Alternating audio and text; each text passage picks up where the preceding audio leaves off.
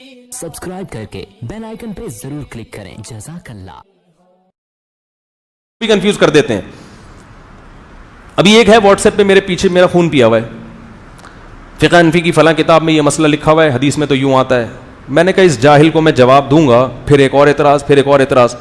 तो जब 10-15 सवालात, हालांकि सब बातों का जवाब है मेरे पास, तो मैंने फिर जब ज़्यादा हो गई मैंने लिखा खैरियत बस और 5-6 सवालिया निशान बना।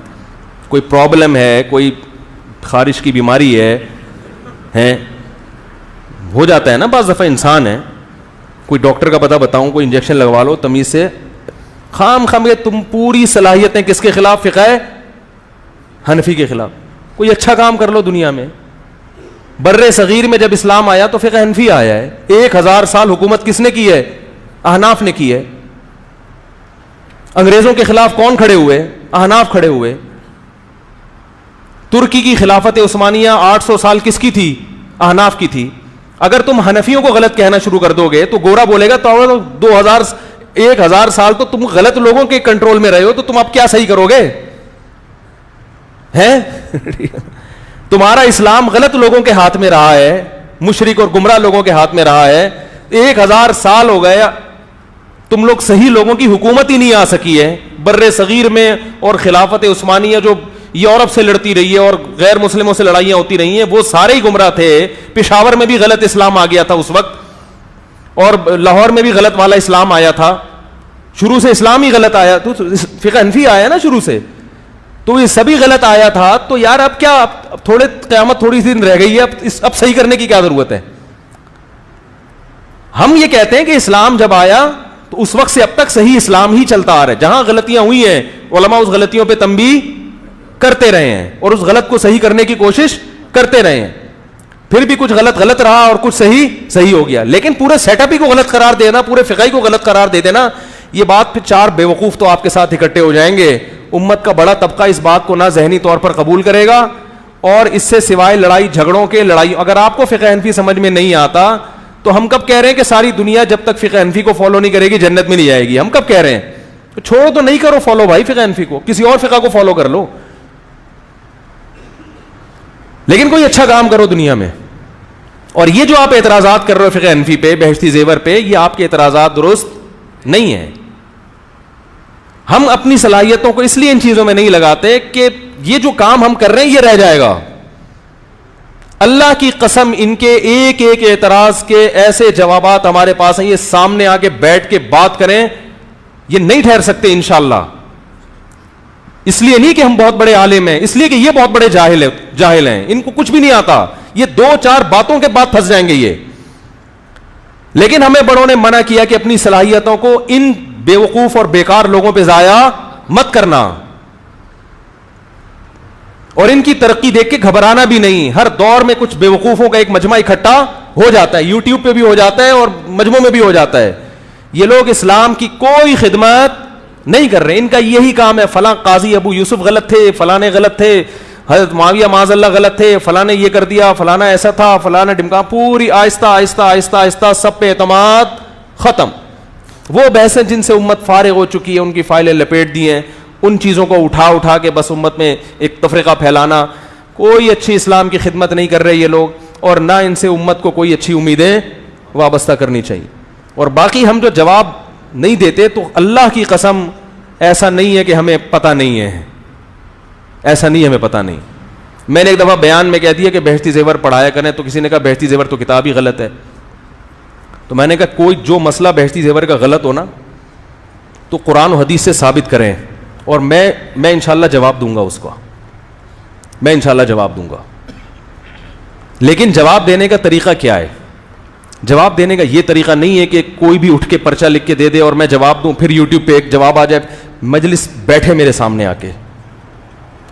आके बैठे तमीज से, ठीक है ना, और जब मैं उसका जवाब दूं तो वो जो लाइव रिकॉर्डिंग है उसमें बोले कि मुझसे बहुत बड़ी गलती हुई है, आइंदा में एतराज, क्योंकि जिसमें हमें खारिश नहीं है, आपको तो बाकायदा क्या है, को तो उसका तो अभी यहां खुजली और तो थोड़ी यहां शुरू हो जाएगी, तुम्हें यहां हो जाएगी, फिर यहां हो जाएगी, तो सारा दिन बैठ के हम तुम्हारी यहां से खुजली ही दूर करते ना।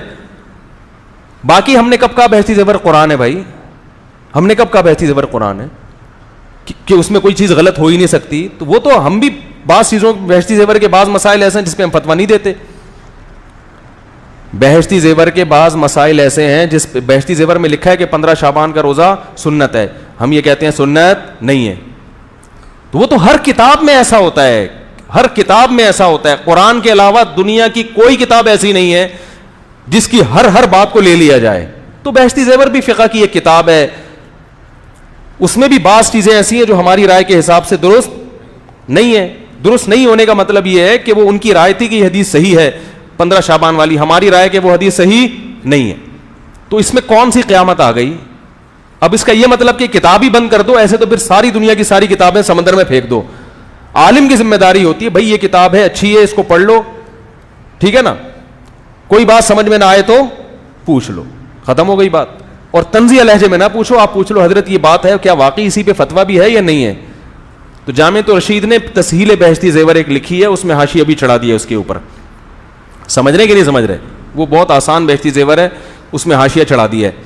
تو اس میں کہیں ایسی روایت آئی ہے تو اس کی ذوف کی طرف اشارہ بھی کر دیا ہے, تو وہ لے لیں. اگر اس میں بھی غلطی ہے تو جامعۃ الرشید بھی کوئی زمزم کا نہایا ہوا نہیں ہے بھائی. میں خود جامعۃ الرشید میں 18 سال سے ہوں, تو جامعۃ الرشید کے بھی بعض دفعہ کوئی ایسا فتویٰ شائع ہو سکتا ہے جس پہ اعتراض کیا جا سکتا ہے. وہ دنیا میں ہر جگہ ہو سکتا ہے. تو اس اعتراض کا طریقہ یہ ہے کہ بھئی یہ رابطہ کیا جائے کہ بھئی یہ فتویٰ ہے, یہ صحیح ہے یا نہیں ہے, ختم ہو گئی بات. ابھی یوٹیوب کے بارے میں جامعۃ الرشید کا فتویٰ آیا کہ اس کی ارننگ کیا ہے, ناجائز ہے زیادہ تر. تو میں نے فوراً رابطہ کیا, انہوں نے بتایا کہ بھی جو سوال جس نے پوچھا ہے وہ یہ پوچھا ہے کہ اکثر اشتہارات ناجائز آتے ہیں. تو جواب ہم نے سوال کے مطابق لکھا ہے کہ اگر اکثر ناجائز ہیں تو ارننگ بھی کیا ہے, ناجائز. اب اکثر ہے یا نہیں یہ ہماری ہیڈک نہیں ہے, یہ آپ تحقیق کر لو. تو مجھے اشکال ہوا تبھی تو رابطہ کیا نا. اگر ہم اندھے مقلد ہوتے, ہم کہتے کہ بس جامعۃ الرشید نے چونکہ لکھ دیا تو بس وہ کبھی بھی غلط. یہ ہمارا یہ نظریہ امام ابو حنیفہ کے بارے میں نہیں ہے میرے بھائی, تو جامعۃ الرشید کے بارے میں, بہشتی زیور کے بارے میں کہاں سے ہوگا؟ کیا خیال ہے؟ ہمارا امام ابو حنیفہ کے بارے میں یہ نظریہ نہیں ہے کہ ان کی زبان سے نکلی ہوئی ہر بات پتھر پہ کیا ہے, لکیر ہے. قرآن و سنت کے خلاف اگر کوئی بات ثابت ہو جائے کہ امام حنیفہ کا یہ قول واقعی قرآن و سنت کے خلاف ہے, اللہ کی قسم اس کو 100 دفعہ دیوار پہ ماریں گے. اور اس قرآن و سنت کے ہوتے ہوئے اگر کوئی پھر بھی امام ابو حنیفہ کو فالو کر رہا ہے اور اس کو برحق سمجھتا ہے, ہمارا یہ فتویٰ ہے کہ اسی وقت دائرہ اسلام سے خارج ہو جائے گا, کیونکہ اس نے امام ابو حنیفہ کی حیثیت قرآن و حدیث سے بڑھا دی. لیکن اگلی بات یہ ہے کہ قرآن و حدیث کے خلاف ہے یا نہیں, اس میں آپ کی رائے کا اعتبار نہیں ہوگا. آپ کو لگ رہا ہے اپنی کم عقلی کی وجہ سے, اس میں کوئی پکوڑے بیچنے والے کی رائے کا اعتبار, انجینئر, پروفیسر اور سائنسدانوں کی رائے کا اعتبار نہیں ہوگا, مجتہد کی رائے کا اعتبار ہوگا. بہت مشکل ہے سمجھانا. ہر آدمی اٹھ کے کہہ رہا ہے میری رائے میں یہ مانوی قول. آپ کو ایک حدیث نظر آ رہی ہے, نہ آپ علوم حدیث سے واقف ہیں, ہر چیز میں تقلید. فلاں محدث نے حدیث کو صحیح کہہ دیا, صحیح. فلاں نے کہہ دیا یہ راوی مدلس ہے, فوراً تدلیس کی بیس پر کیا لگا دیا فتویٰ آپ نے, ضعیف. نہ تدلیس کے آپ کو درجات معلوم ہے, نہ آپ کو یہ معلوم ہے کہ حسن حدیث کب ہوتی ہے, حسن لعینی کب ہوتی ہے, حسن لغیری کب ہوتی ہے, صحیح لعینی کب ہوتی ہے, صحیح لغیری کب ہوتی ہے. تمام علوم سے بالکل ناواقف, اور اگر واقفیت ہے بھی تو اس میں بھی تقلید ہے. جس نے جو لکھ دیا اس کو کیا کر رہے ہیں آپ, بغیر دلیل کے فالو کرتے جا رہے ہیں. فلاں نے صحیح قرار دیا. اللہ کے بندو, یہ حدیث کا صحیح اور ضعیف قرار دینا اگر اتنا آسان ہوتا تو ایک ایک روایت پر محدثین کے رسالے نہ ہوتے. ان رسالوں کو آپ نے پڑھا نہیں ہوتا. اس میں کیا سقم ہے. ایک حدیث تھی, مجھے ایک دفعہ تحقیق کرنی تھی. یہ جو 3 طلاق والی حدیث ہے نا, حضرت رکانہ رضی اللہ تعالیٰ عنہ والی حدیث, اس میں ایک سند ایسی ہے جس میں آتا ہے کہ حضرت رکانہ نے 3 طلاقیں دی تھیں جس کو نبی نے 1 کاؤنٹ کیا.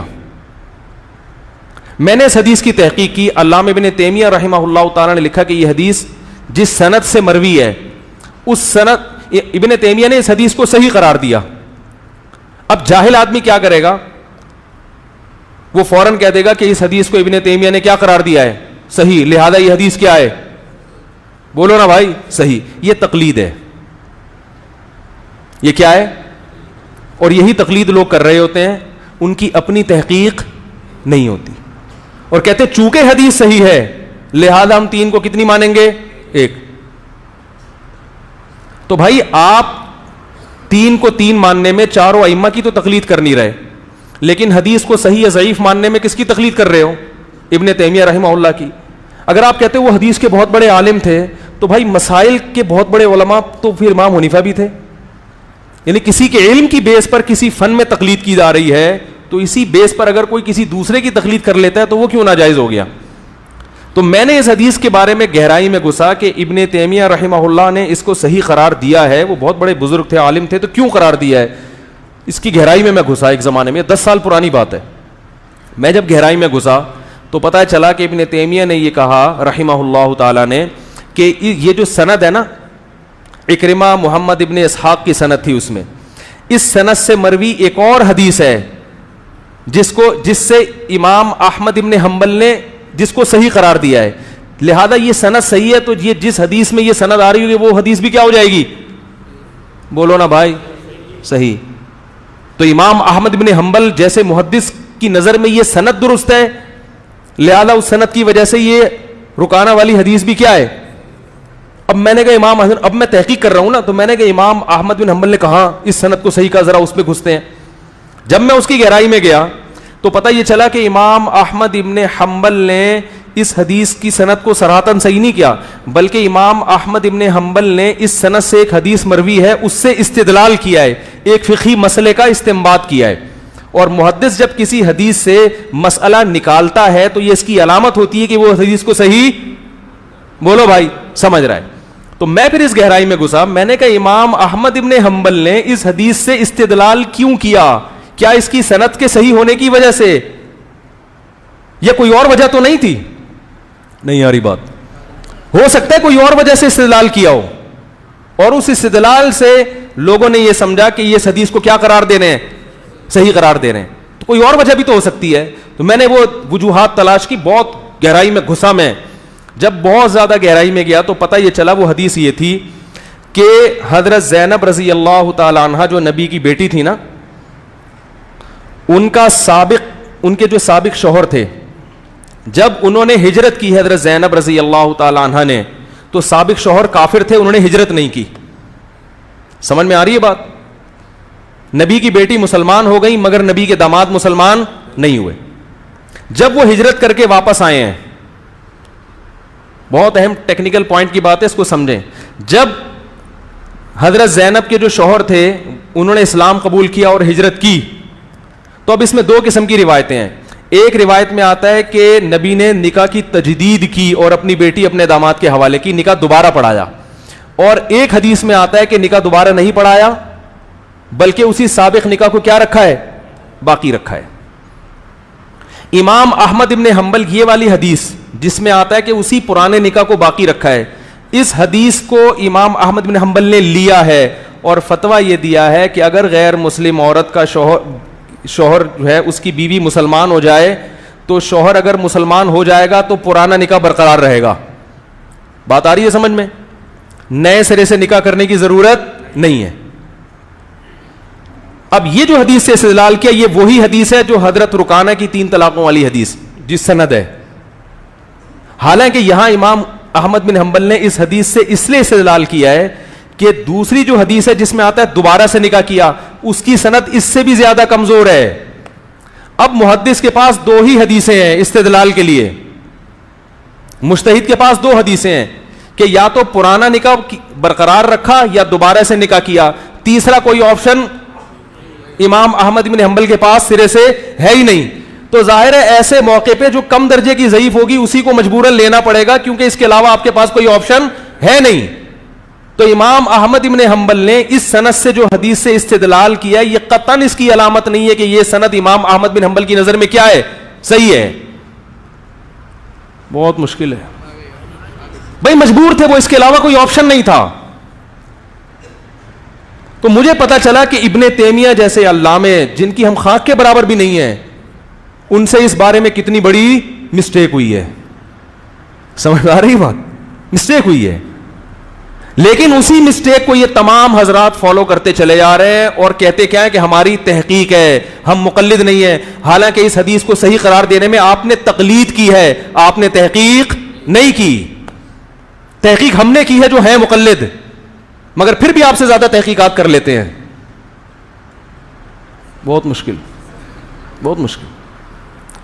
مولانا قاسم نانوتوی کی بحث ہو رہی تھی نا کسی سے, تو انہوں نے وہ بحث میں جیت گئے. انہوں نے کہا کہ آپ اتنے بڑے عالم ہو کے بھی مقلد ہیں. انہوں نے فرمایا کہ حیران اس پر ہوں کہ تجھے کچھ بھی نہیں آتا پھر بھی کسی مجتہد کی تقلید نہیں کرتا. تو تحقیق تو اس کو بولتے ہیں. پھر میں نے تلاش کیا کہ ان حدیث کے راویوں کے بارے میں امام احمد بن حنبل کے کمنٹس کیا ہیں, یعنی ان کی رائے کیا ہے. تو اس میں محمد ابن اسحاق راوی ہے حدیث رکانہ میں. امام احمد بن حنبل سے صراحتاً مروی ہے کہ محمد ابن اسحاق جب کسی روایت میں متفرد ہوگا, اللہ کی قسم اس کی حدیث حجت نہیں ہے. یہ صراحتاً مل بھی گیا, اللہ کی قسم. تو پتہ چلا امام احمد بن حنبل قسم اٹھا کے کہہ رہے ہیں کہ اس کی حدیث حجت نہیں ہے, پھر بھی اس کی حدیث کو حجت کیوں مان رہے ہیں کہ بھائی اس سے بھی زیادہ کمزور راوی ہے اگلی روایت میں, جس پہ 3 دفعہ قسمیں اٹھائی جا سکتی ہیں. ٹھیک ہے نا, اس پہ تو 1 دفعہ قسم اٹھا رہا ہوں, اس پہ 3 دفعہ. تو میرا طلاق ثلاث پر ایک رسالہ ہے, پتہ نہیں 6 سال سے لکھ کے رکھا ہوا ہے, مارکیٹ میں لانے کی فرصت ہی نہیں مل رہی. وہ دعا کرو لے آؤں مارکیٹ میں. لکھ کے رکھا ہوا ہے, تیار ہے, کمپوز ہوا ہوا ہے, بس اس کو چھاپنا ہے, ٹائم ہی نہیں مل رہا. تو اس میں نے یہ ثابت کیا ہے کہ یہ کسی کا بھی ماضی میں مذہب نہیں رہا 3 طلاق کو ایک کہنا, یہ سب فضول, یعنی ایک کوئی کہیں سے کوئی نہ ضعیف روایت ہے نہ صحیح روایت ہے, کچھ بھی نہیں ہے اس میں. ہاں بعض ائمہ سے غلطی ہوئی ہے, ابن تیمیہ رحمہ اللہ, ہم ان کی خاک کے برابر بھی نہیں ہے, ان سے بہت بڑی مسٹیک ہوئی ہے. اس میں مسٹیک کسی سے بھی ہو سکتی ہے, لیکن آپ اس مسٹیک کو فالو نہ کریں, یہ پھر اندھی تقلید کہلائے گی. یا تو آپ مقلد بننا ہے تو مجتہدین کی تقلید کریں جو تابعین تبع تابعین کے دور میں, اور اگر محقق بننا ہے پھر تمیز سے محقق بنیں. یہ کسی نے البانی رحمہ اللہ نے کہہ دیا حدیث صحیح ہے تو اتنا کافی نہیں ہے, اس کی گہرائی میں گھسیں, کیوں کہا ہے, پورے ان کے رسالے پڑھیں, پھر اس کے اپوزٹ میں جو رسالے لکھے گئے وہ بھی پڑھیں. یک طرفہ کافی نہیں ہوتے, وہ بھی پڑھیں آپ. پھر پڑھنے کے بعد جب 1-2 مہینے لگیں گے, پھر آپ اس قابل ہوں گے کہ آپ اس حدیث کے بارے میں کچھ فیصلہ کر سکیں گے. اور یہ بھی ضروری ہے کہ آپ کو اسماء الرجال کی علوم پر خود مہارت بھی ہو, ورنہ عامی آدمی دونوں رسالے پڑھ کے بوکھلانے کے علاوہ کچھ بھی حاصل نہیں ہوگا, سوائے بوکھلاہٹ کے کچھ بھی نہیں حاصل ہوگا اس کو. لیکن وہ اپنی بوکھلاہٹ چھپاتا ہے, پبلک کے سامنے 2-4 باتیں لے کر آتا ہے. پبلک چونکہ اس سے بھی زیادہ فارغ ہے تو پبلک کہتی ماشاءاللہ ریسرچ اس کو بولتے ہیں, ماشاءاللہ تحقیق, یہ ہے قرآن بالکل حدیث نمبر بھی پیش کر دیا, حدیث کا حوالہ بھی پیش کر دیا. تو یہ تحقیق نہیں ہوتی میرے بھائی, کہاں سے کہاں